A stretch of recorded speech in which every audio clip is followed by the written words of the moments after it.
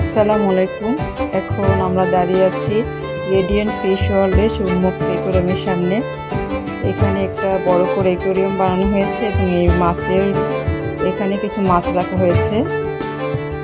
এই মাছগুলোর নাম হচ্ছে কার্প জাতীয় মাছ। এখানে যে দায়িত্বে ছিল তাকে জিজ্ঞাসা করলাম, কয়েকটা মাছ আমি চিনছিলাম না, কালার একটু ভিন্ন রকম ছিল, তো ওই জন্য বোঝা যাচ্ছে না আসলে। উনি বললো এগুলো কার্প জাতীয় মাছ। তো সালমান ফার্সি মাছগুলোকে খাওয়াচ্ছে, যদিও ও প্রথম ভেবেছিল যে আমার আব্বু আমাকে না খাবার দিয়ে মাছগুলোকে খাবার দিচ্ছে। তো পরবর্তী ভুলটা ভাঙে, ওনার ভাবসাবে আমি এটাই আমার কাছে মনে হচ্ছিল। ও ভয় পাচ্ছিল, ও প্রথম অবস্থায় দেখতেছিল ওর আব্বু কীভাবে খাওয়ায়।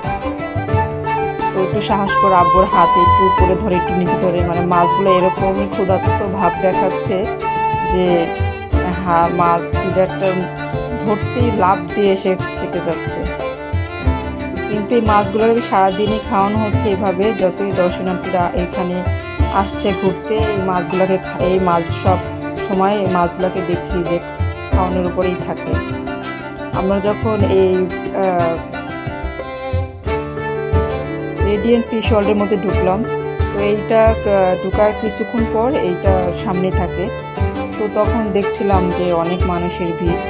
তো এটা ভেবে যে আমরা সামনের দিকে চলে গেলাম, যে আমরা বের হয়ে আবার আসার পথে তখন আমরা খাওয়াবো মাছদেরকে। তো আমরা আবার সামনে গেছি, তো আবার এখন বের হওয়ার সময় এখন আমরা খাওয়াচ্ছি। তখন প্রায় রাত 9:30-10টা হবে, তো এই জন্য এখন তেমন একটা ভিড় ছিল না। তো এখন আমরা মাছগুলোকে খাবার দিয়েও ভালো লাগছে, মানুষের কোনো ভিড় নেই। তো এখানে ফিডার প্রতি 10 টাকা করে দিতে হয়। তো আমরা 3-4 মতো ফিডারের মতো মাছদেরকে খাওয়াচ্ছিলাম।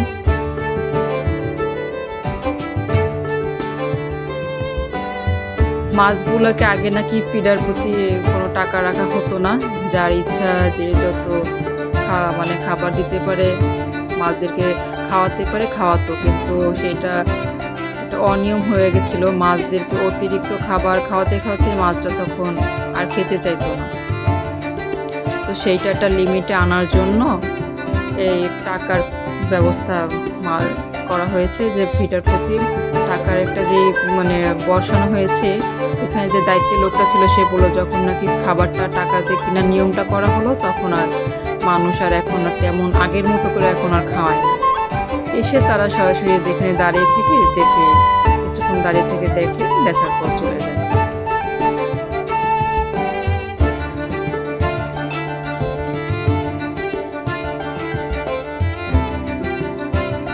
এখানে যে দায়িত্বপ্রাপ্ত লোকটা ছিল খুবই ভালো, খুবই আন্তরিক ছিল, আমাদের সাথে খুব ভালোভাবে কথা বলছিল। তো আমরা যখন 2 ফিডার এরকম খাওয়ানো হয়েছিল, তখন সালমান পাশে আবারও বাহানা করছে ও খাওয়াবে। ইনি সেই লোকটা। উনি বলছে আচ্ছা ঠিক আছে, এই খাওয়াতে দেন, ছোটো মানুষ সব করতেছে। তখন ওই ফিডারের টাকা উনি রাখে নেয়।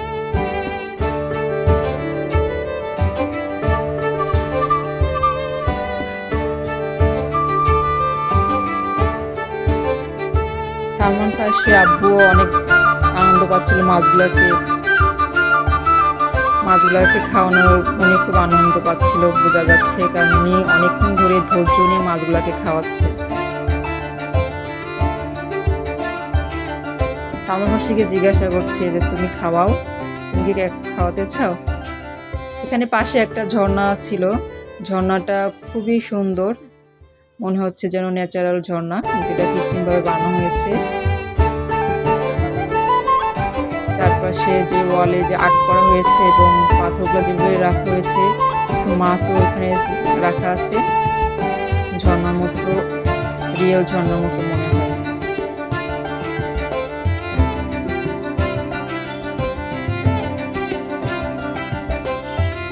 এখানে মাছগুলো এরকম আমি বুঝি না, ওরা ফিডারটা পানিতে দেওয়ার সাথে সাথে ওরা জানি কীভাবে বোঝা যায়, মানে ফিডারটা রাখা মাত্র এসে যে যেখানে আছে তাড়াতাড়ি করে এসে কে আগে যে কে খাবে, আব্বুর হাত থেকে ফিডারটা টান দিয়ে নিয়ে গেছে। মানে ফিডারটা ধরলেও খুব শক্ত ধরে রাখতে হয়, সে হয়তো বা একটু এখানে একটু লুজ করছে, এজন্য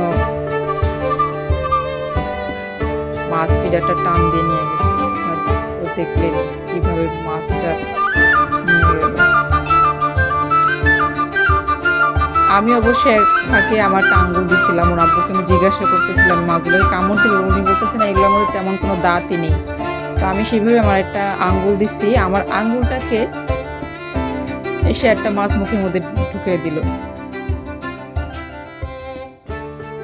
তো খুবই ভালোই অনুভূতি, এখানে এসে খুবই ভালো লাগছে। এরকম অনুভূতি আসলে কখনো হয় নাই। সরাসরি এরকম হাত দিয়ে মাছকে খাওয়ানোর একটা আনন্দই আলাদা, খুবই ভালো লাগছে।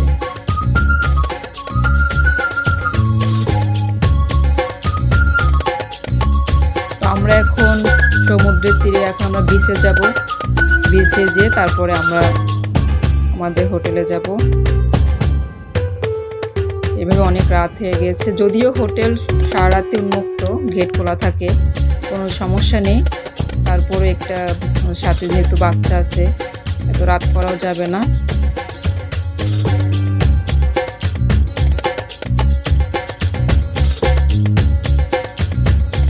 তো আমাদের এখন খাওয়ানো শেষ, এখন আমরা চলে যাচ্ছি। আল্লাহ হাফেজ মাছ, আর আল্লাহ হাফেজ সবাইকে। গুড নাইট মাছ, এখন তোমরা ঘুমিয়ে যাও।